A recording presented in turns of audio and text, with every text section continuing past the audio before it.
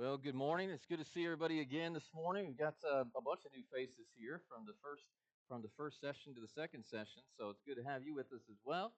Now that you're here, I hear it's graduation day today, so to all the graduates who are out here, I wish you guys well in graduating pretty soon here this afternoon. So I hope that that goes well for you. We are studying the theme this week is steadfast, which is really your theme for the year. So I just chose to build my lessons around your theme when I was picking those out. 1 Corinthians chapter 15, verse 58 says, "Therefore, my beloved brethren, be steadfast, immovable, always abounding in the work of the Lord, knowing that your labor is not in vain in the Lord." And so these are the lessons that we've just done and that we have coming up. We just started out with the sin of doing nothing. We started out on the negative side of steadfast, the opposite of steadfast, the opposite of always abounding in the work of the Lord is people who refuse to abound in the work of the Lord, who do nothing. And there's consequences to that. There's consequences to the sins of commission. There's consequences when we commit the sins of omission. That is, we refuse to do what we know to do is right. And we talked about that in our first lesson. We want to think this morning about making wise investments, about starting to make the right choices and be focusing on the right choices in our lives. And so we'll think about that in our next lesson. We're going to think about things that we can start doing on a daily basis as we strive to serve the Lord and live for Him. The rest of this week, on Monday night, we're going to think about Job. I think there's an Old Testament example. If I was to think of one Old Testament example of someone who really shows us what it means to be steadfast through the difficulties of life and the trials of life, I think Job is a great example of that. So I want to share that lesson with you on Monday night. I encourage you to come back Monday night, 7:30. Bring your friends, anybody that you know that struggled in their life. And guess what? That's everybody, because everybody's had something going on in their life that they've had to deal with and that they're working through. And so Job is a great example to help us through that. It's funny, and my middle daughter, who's 21 years old, she says to me, "My favorite Bible character is Job, Dad." And I told her that's pretty depressing, actually. Anytime you ask a Bible question, Job is her go-to. She loves talking about Job. We're going to think about the Hebrews. There's a people in Scripture, the Hebrews, who had converted to Christ, who sometimes wavered in their faith. And the book of Hebrews is really an encouragement to them to continue in their walk of faith. So we're going to think about that on Tuesday night. And then want to finish on Wednesday night with an example of a steadfast church, a congregation who seemed to be really steadfast, immovable, always abounding in the work of the Lord. I think Jerusalem's a great example of that type of church, and we want to look at some of their attributes on Wednesday night. So come on back, bring a friend. Looking forward to being with you this week and get to know you better. Um, we are thinking this morning, though, about making the right investments. And if you think that I'm here because I'm giving you financial advice, well, be relieved. This is not a lesson about financial advice. There are people who are much better equipped to do that than myself. And so we aren't here today to give you Dave Ramsey's, financial piece or any of that stuff. That's not what I'm here for. Um, Instead, I want you to look at a passage in Matthew chapter 6 where Jesus seems to deal with this topic, and we're going to use that for our lesson. In Matthew 6, Jesus introduces two areas there in verses uh, in verses 19 through 21 where we can lay up our treasures. Take a look at it. Matthew 6 and verse 19. He says, "Do not lay up for yourselves treasures on earth where moth and rust destroy and where thieves break in and steal, but lay up for yourselves treasures in heaven where neither moth nor rust destroys and where thieves do not break in and steal. For where your treasure is, there your heart will be also." This passage is a warning against materialism. That's the focus on material things and worldly things. It's a warning against covetousness, and it's an encouragement to the investing of our lives into spiritual endeavors. And there's a few principles here right in these three verses. That's all we're really going to focus on this period. Those three verses, there's a few principles here which I believe are foundational and transformational to the sustainment of our faith, and to the development of our faith. And so I want to think for a while on a spiritual level about what Jesus has to say about how to transition from a materialistic mindset, where we're focused on material things, earthly things, worldly things, to a spiritual mindset through this text here in the Sermon on the Mount. Because some people, they're very, very active in life. Okay? If we were to read 1 Corinthians 15:58 and stop in the middle of it, it would say this: Beloved brethren, be steadfast, immovable, always abounding in work. And if we stop there, a lot of people would be pretty good. Because there are a lot of people who are always busy. They're always working. They've always got something to do. But it doesn't say always be abounding in work. It says always abounding in the work of the Lord, knowing that your labor is not in vain in the Lord. And so there are people out there, they're real busy. They're real active. But how can we become active in the right types of things? And how can we get hearts that are interested in investing more in spiritual things? And we want to try to answer those questions here today as we think about making the right investments. All right, point one. And in those outlines, those are for your help. For some people, it helps them to write things down, helps them to take notes. Maybe you can take this lesson, go preach it somewhere else, go share it with somebody else later. I was always taught in education courses, people are going to remember what you say. They're going to remember more if you say it and they can see it. That's why we have the PowerPoint. They're going to remember more if they hear it, see it, and write it. And that's why I hand out outlines for all my sermons. You can write some things down. Sometimes that helps you to remember. I'm going to tell you something else. When I was a kid, sermons seemed like they took forever. My dad was the preacher too, so I'm not trying to put any preacher down. It was my dad. My mom started making me take notes. And I tell you, once I started taking notes, all the sermons, writing the outlines down, the sermons went a whole lot faster.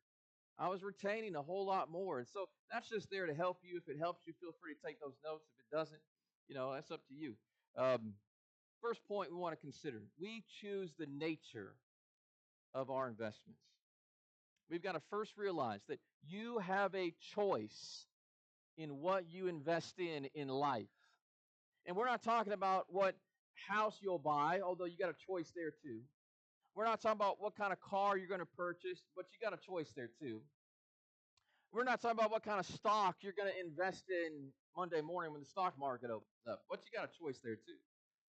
We have a choice when we read this passage as to whether or not we're going to invest our lives into earthly things or into spiritual things. Now, what do we mean when we say earthly things? Well, verse 19 says, don't lay up for yourselves treasures on earth. What are some of those treasures on earth? Well, first of all, I think we could take a look at other scriptures and we would find that sometimes treasures on earth are an investment in sinful things. Look at Colossians chapter 3 and in verse 5. In Colossians chapter 3, our theme last year was actually in Colossians, back where I preached in Florence, Alabama.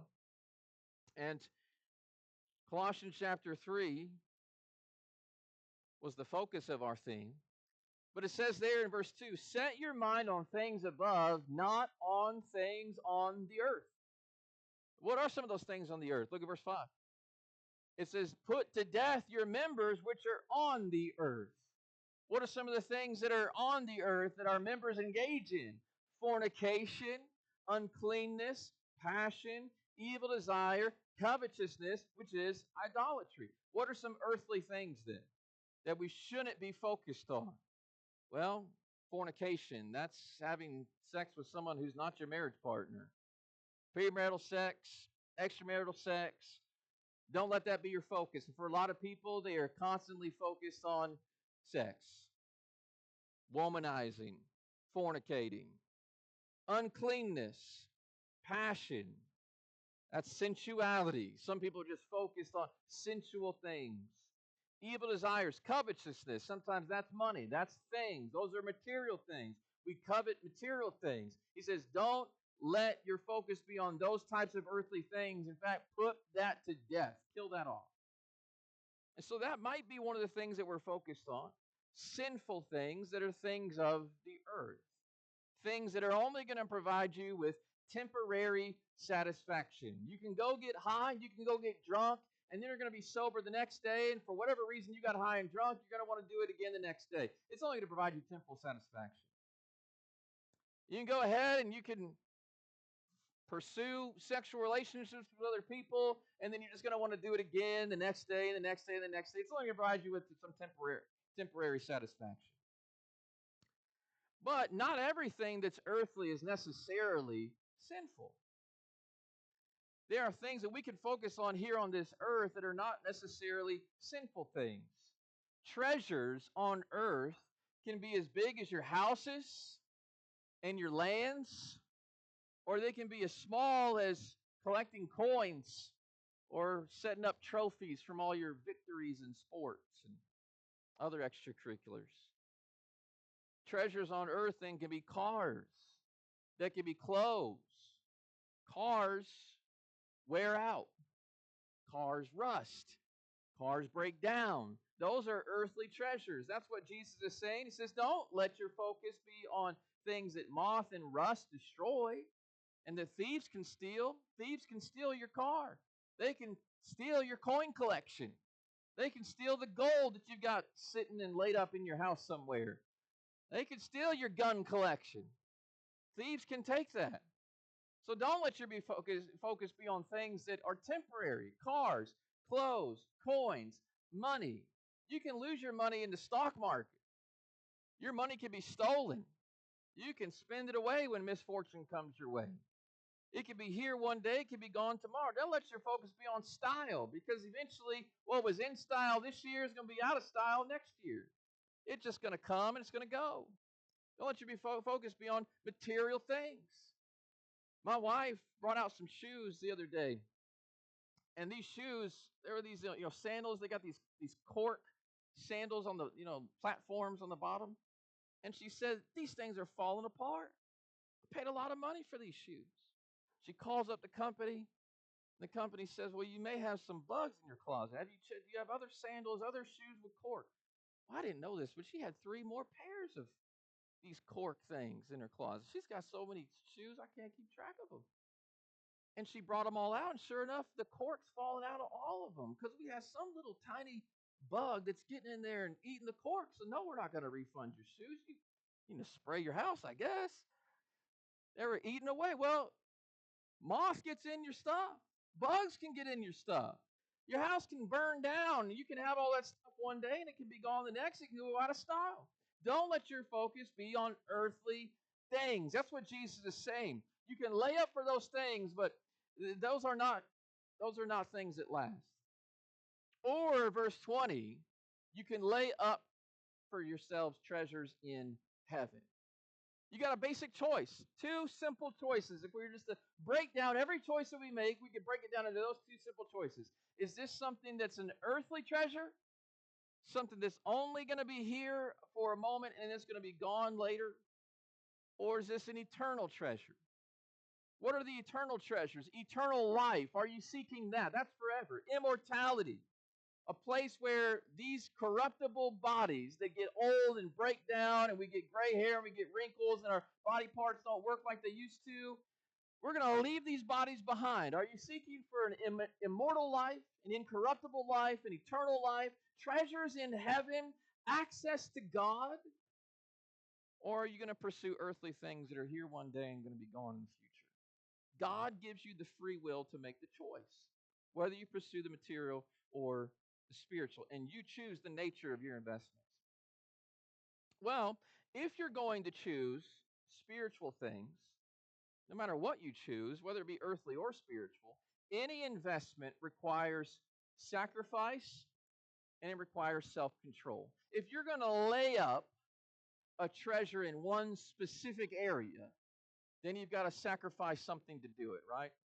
Let me give you some examples, right? If I choose to invest in funding my retirement, preachers, we don't have a pension plan. You got to fund that yourself, or you got to get a job with a pension plan, okay? So if I'm going to fund my retirement, then there's some years where I can't take an expensive vacation that year. so that I have enough money to make sure that I'm funding my retirement. Because one day I'm going to get old and things are going to happen, and maybe I'm not going to be able to preach forever. I'm going to preach until I can't do it anymore. I'll tell you that. But there might be a day when I just can't do it anymore.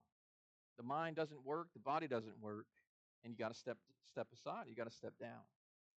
So if I'm going to invest in funding my retirement, there's some times where I just have to say no to other things in life.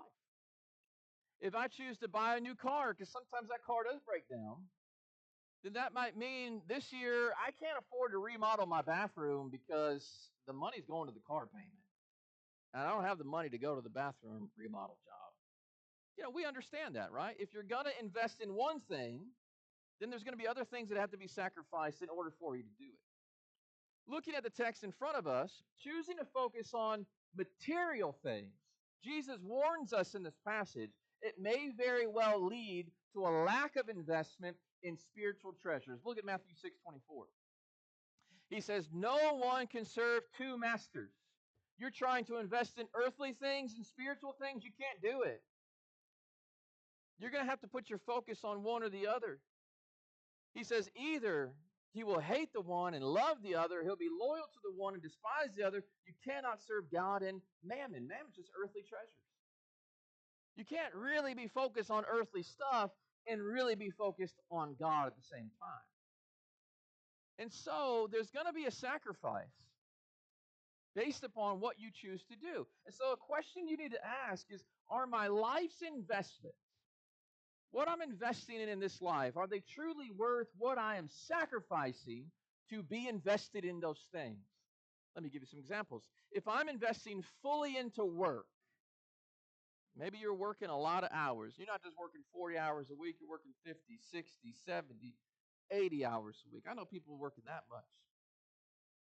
If I'm working that much, and let's say I have children at home, is it worth the time that I'm sacrificing to not bring up my children in the nurture and admonition of the Lord? Because how can you work 80 hours a week and really have time to study with and to pray with and to talk to about your children's problems when you're a slave to your job? If I'm investing all of my energy into my physical house, and sometimes we watch HGTV too much, and so we've always got a remodeling project going. We're always working on something, always trying to make it better. The gardens, we're kind of like King Solomon in the Old Testament. We're trying to make the gardens better and the home better and the table better, and we're always fixing something. But is it worth what I'm missing out on with God's family if I neglect to be with my brothers and sisters and to give them any time because I'm so focused on my physical house? Is it worth the sacrifices I'm making with the spiritual household of God?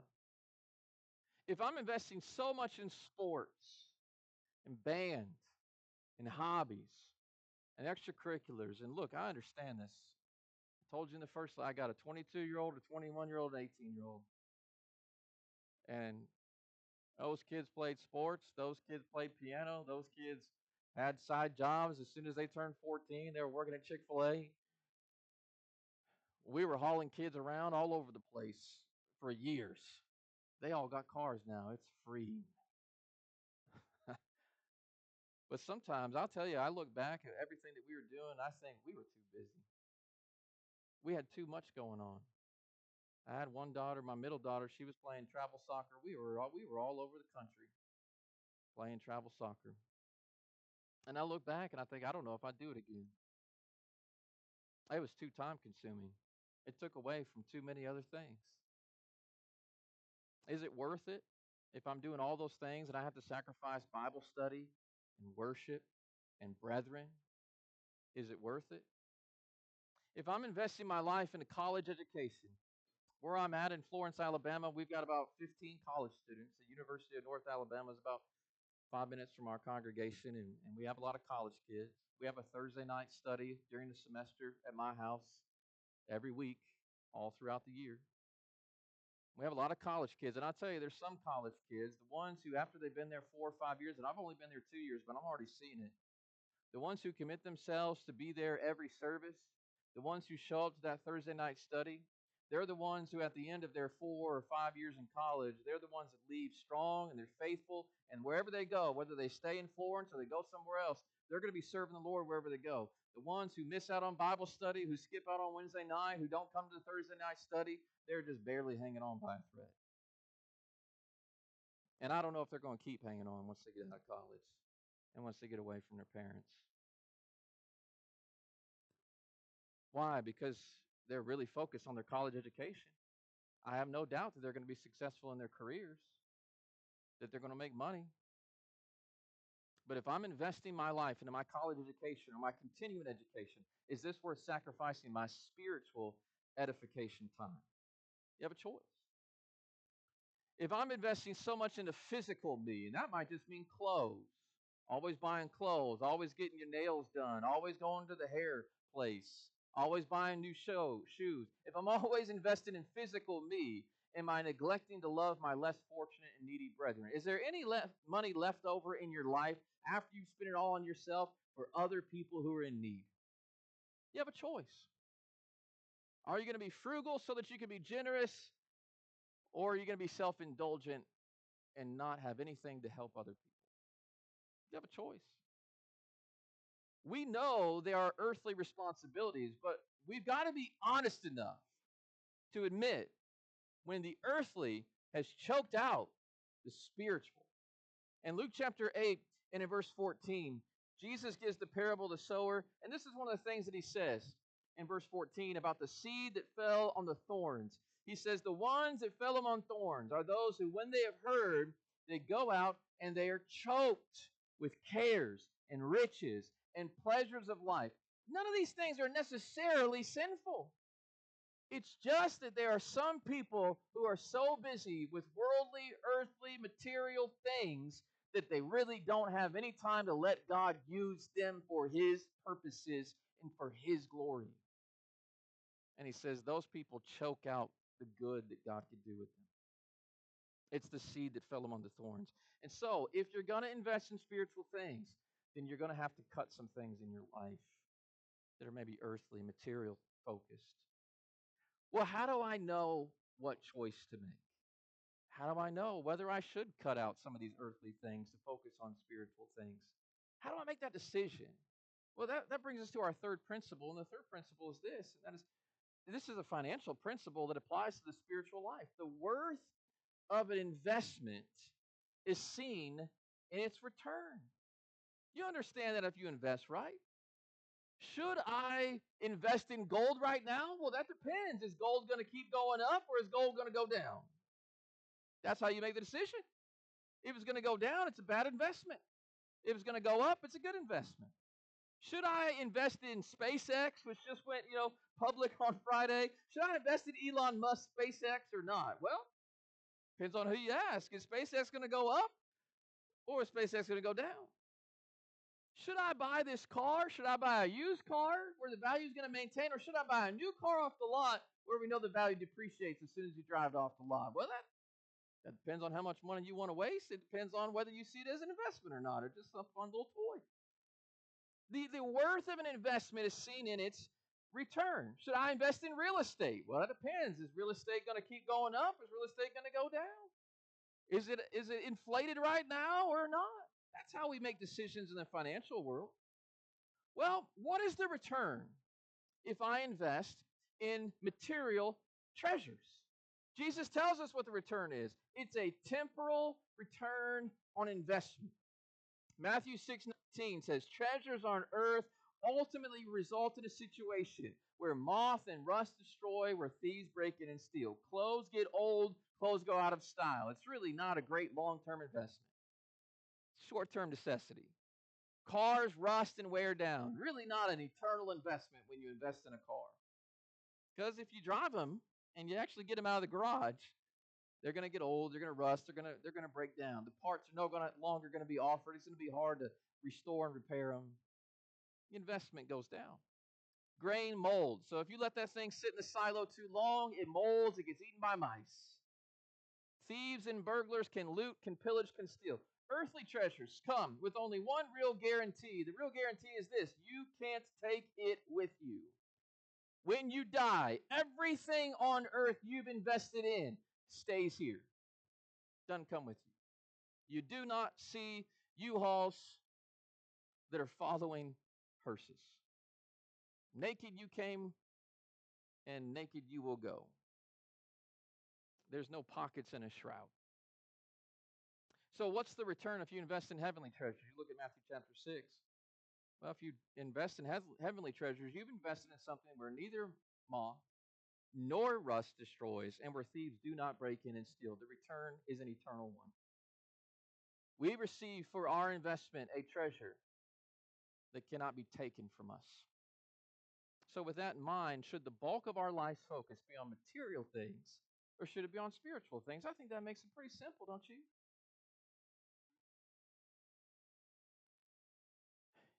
In the book of Ecclesiastes, I think Solomon illustrates this really well. He starts out, he says, vanity of vanities, all is vanity. What's the word vanity mean? Vanity is a word that comes from a Hebrew word, hebel. And hebel is nearly the same word as an Old Testament character that we read about in Genesis chapter 4, and that's Abel. Do you remember what happened to Abel? Abel was killed by his brother Cain. He lived a short life. Do you know what vanity means? Hebel, short life. Solomon is lamenting people who focus on things that are short-lived. They're vanity. They're temporal. They're like the breath out of your mouth. You see that fog for a moment and then it's gone. Other Bible verses say we're like the flower of the field. It's here one day and then it's burned up tomorrow. Life is short-lived. The earthly treasures are short-lived. And so the whole point of Ecclesiastes is that Solomon, who had the money to invest in anything that he wanted to, he spent most of his life investing in the wrong things. That's really the whole point. He says, hey, if I wanted a comedian, I went and brought me in a comedian. If I wanted music, I brought in musicians. I was the king. I could have a concert anytime I wanted. If I wanted a nicer garden, I had servants to build me gardens.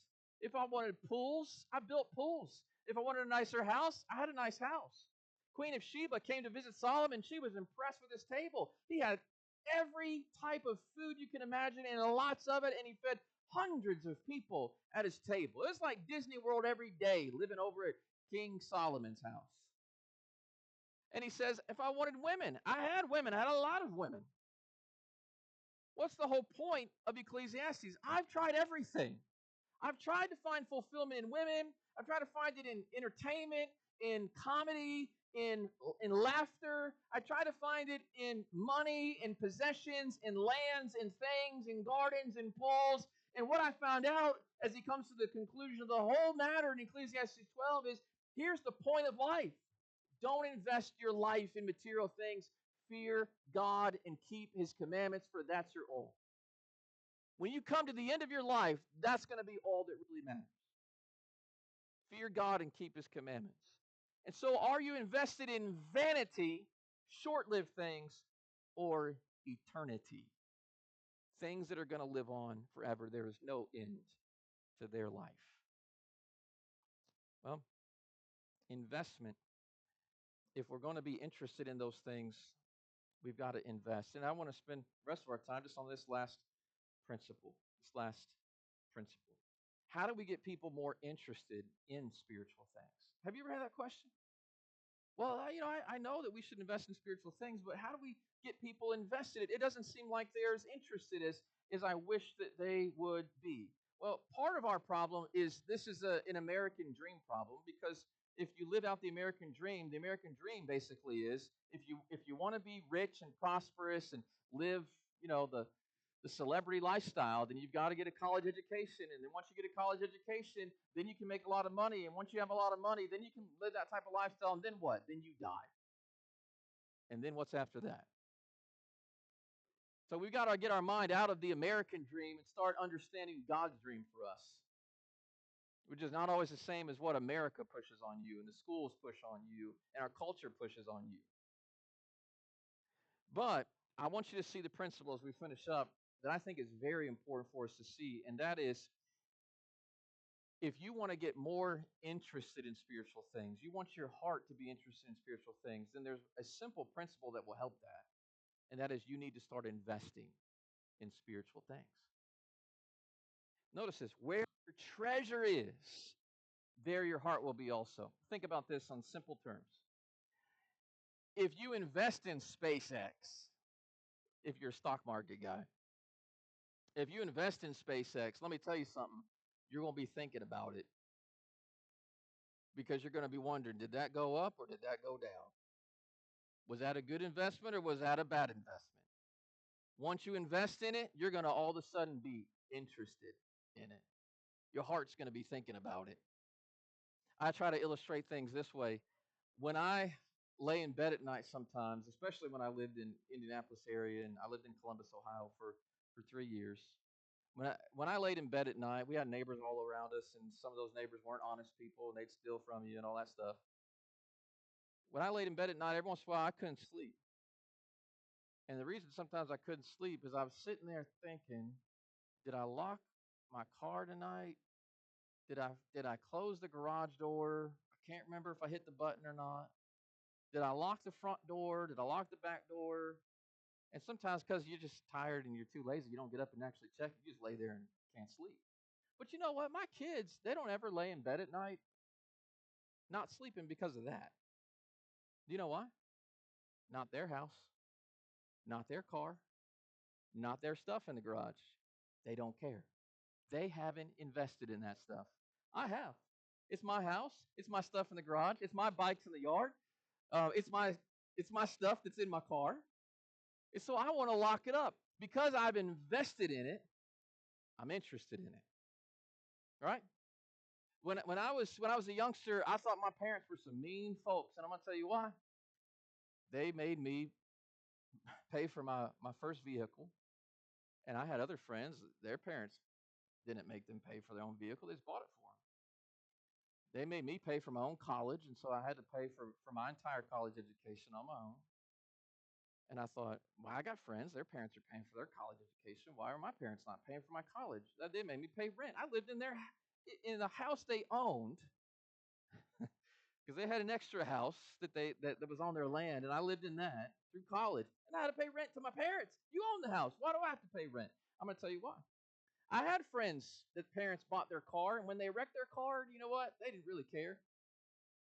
They didn't pay for it. Parents were going to cover it if something happened. So they didn't care if they wrecked it. It just meant that they get a new one.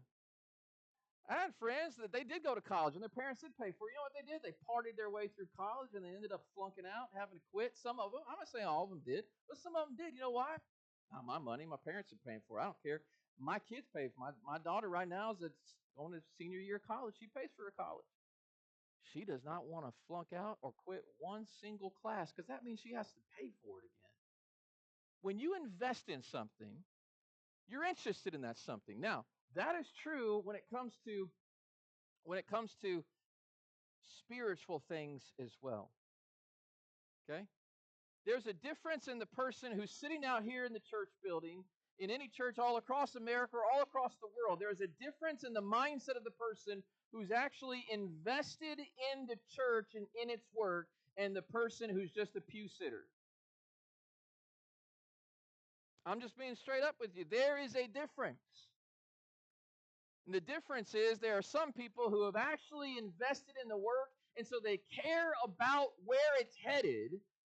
And there's some people that aren't really invested at all, and they don't really care whether it succeeds or not. And you need to think about whether or not you're that person who doesn't care about whether it succeeds or not, because we're talking about God's people here. We're talking about a church that shares the soul-saving message with people who are lost in the world, who gives people purpose and direction and hope and guidance for life. It matters that we succeed. It matters what happens in the church. I've been preached in Barbados about 4 times now, overseas. The first time I went, you guys had a guy here, I think 2-3 months ago, Wiley DC. I didn't even know Wiley back in 2016. Wiley calls me up one day and says, hey, I've been listening to your sermons. You want to go overseas with me? I'm thinking, what is wrong with this guy? Why would I want to go overseas with some guy I've never met? But I did it. We went overseas together and two other preachers. So we went to Barbados and we preached. I didn't care a bit about what was going on with the church in Barbados before he called me. Didn't really care much about it until I got there. And then you get there and you invest time. We spent 2 weeks there, and you invest money because it costs money to go there. And you invest part of your life into people, and you sit in people's houses and you eat with them, and you study with people, and you try to train new young men who are thinking about preaching, and you knock on doors all throughout the neighborhood, and you preach to lost souls, and you baptize people, and they become Christians for the first time while you're there during that 2 week stint. And let me tell you something. Once you invest in a work, you start to get interested in what's going on with that work after that. And that's what keeps me coming back. That's what keeps me texting these people and getting on WhatsApp and conversing with these people and saying, what's going on? How's it going? And when things are going hard, that's why I take it personally. Why? Because you've invested in those people, and your investment leads to interest. Where your treasure is, you've put some treasure there, some time, some talent, some money. You put some treasure there. So where your treasure is, there your heart will be also. So can I make a simple suggestion? If you want people and you want to be more interested yourself in spiritual things, can I suggest just start investing in the work? Start investing in it, and you will find yourself becoming more interested in what's going on here and what's going on when it comes to spiritual things. Invest in your children spiritually, and you're going to care about their spiritual progress. Invest in kingdom work financially. Listen, if you give to the work here, you're going to care about what's going on and how the money is being spent here, and whether the work is succeeding here, and whether we're actually getting the word out and the message out and converting people here and building people up here. You're going to care about the work that's being done here when you invest in it. When you invest to help another preacher go somewhere else and preach somewhere else, you'll be interested in what kind of work he did when he went to Colombia, or when he went to Africa and Tanzania and Zimbabwe and Barbados and wherever it is. When you invest in it, you all of a sudden get interested in how that work went, with where they went. When you invest in hospitality with others, you're going to find yourself naturally more interested in the lives of these people. 1 Peter chapter 4 says, be hospitable to one another without grumbling. When I lived in Columbus, Ohio, Columbus was a sanctuary city. Whether you like it or not, it was, okay? So it was a sanctuary city. And we had a family from Venezuela that moved there. They were fleeing oppression in Venezuela and came to Columbus, Ohio. And they were Christians. And they were Christians. They were getting Molotov cocktails thrown into their windows. They were Christians that were being bullied by the police. Their lives were being threatened. Everything that they had worked for and they had made when they lived in a capitalistic economy had changed when it became a communistic. And I'm not trying to get all debating on that sort of thing right now, but I'm saying things were tough and they got out. And they had nowhere to go for a month, so they lived with us for a month. So you can stay here. And they went through political asylum, and they received political asylum by the United States as they separated from that country. Now they're working here in the United States. But I haven't lived in Columbus, Ohio for 6 years now. I moved away from there 6 years ago. But I'm still interested in what's going on with them in their lives. We spent a month together. They were in my house. We ate at one another's table for a month. We saw tears flow down their face as they told us what was going on and what happened and why things got so bad they had to leave. We had a man that also moved here from India. He was an engineer. And in the caste system in India, you really can't move up if you're not in the proper caste in India into a higher job role unless you're in the right caste. So he moved from India, moved to Sweden, and then he moved from Sweden, he moved to the United States. He works in Indianapolis now. And when we lived in that area, he needed somewhere to live, same thing, for about a month before his family came also to the United States and before they all began working here. He's an engineer. Um, he's an engineer, and he lived with us for a month. Same thing. That guy cooked dinner, breakfast, lunch, everything. He would never eat out. That guy was frugal. We would say, "Do you want to go out to eat? We're kind of tired of doing dishes." No, no, brother, I will cook for you. And he cooked. And we spent time together. We talked about family, talked about his experiences, talked about his conversion to Christ when he lived in India. He grew up in an orphanage, was converted because he saw a little advertisement in a newspaper. Does somebody want to have a Bible study? I do. And he became a Christian. When you develop relationships with people, when you invest in people, you will always be interested in those people. These teachers in here, you've taught little kids in Bible class, and you've heard their prayers, and sometimes they've told things about what's going on at home and in their life that you don't know if they were supposed to have told you that, and you hear about things. And when those kids graduate high school like they're doing today, and when they go off to college, and when they go off in their careers, and maybe they get married, you still, because of how you taught them 1 quarter or 1 year in a children's Bible class, you are still interested in them in the future because you invested in them. If you invest, your heart goes with every single person and every single work that you invest in. If we want people to be more interested in the Lord's word, can I suggest, sometimes it thinks, well, I'm not interested, so I'm not going to invest. Can I suggest that Jesus teaches it works the opposite way? Invest in kingdom work, and you will begin to be interested, and your heart will go with it. And so that's my encouragement to you with this lesson. I had a whole lot more that I'd love to say. I could illustrate that all day long. But are you invested? Are you invested, and are you invested in the right things? Let's make sure we're making the right investments. This week, you got a great opportunity to do that. You can come back. You can hear more lessons from God's Word for the next 3 days. Great opportunity to invest, get other people invested. And I hope that you'll make good use of the opportunity. Thanks for your attention.